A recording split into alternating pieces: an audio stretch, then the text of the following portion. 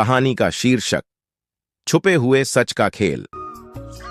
राधिका एक छोटे से गांव की सीधी सादी लड़की थी, लेकिन उसकी बुद्धिमानी का कोई मुकाबला नहीं था। गांव में हर कोई उसकी समझदारी की तारीफ करता। एक दिन गांव में अचानक से एक खबर फैलती है।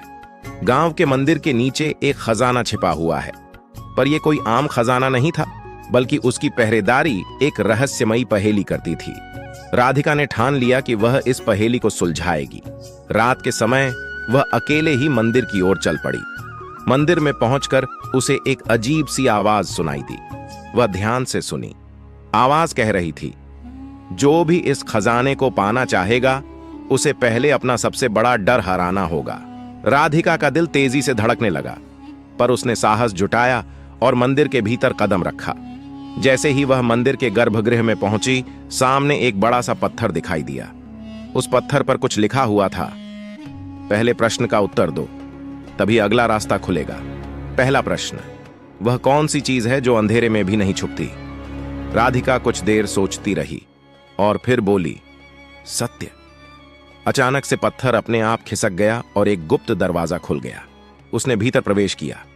अब वह एक लंबे और संकरे रास्ते पर थी। जैसे ही उसने कुछ कदम आगे बढ़ाए, एक और आवाज गूंजी, दूसरा प्रश्न, सबसे कठिन यात्रा कौन सी होती है?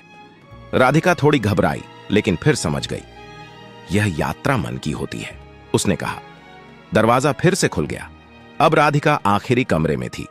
वहां खजाना रखी हुई थी, लेकिन साथ में एक और लिखावट थी, खजाने को पाने के लिए तुम्हें एक चीज छोड़नी होगी। राधिका ने सोचा और फिर अपना हार उतार कर रख दिया।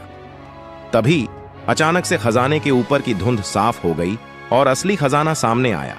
लेकिन यह सोना चांदी नहीं था, यह गांव का सबसे बड़ा सत्य था, जिसे जानकर उसकी आंखें फटी की फटी रह गईं। वह सत्य क्या था?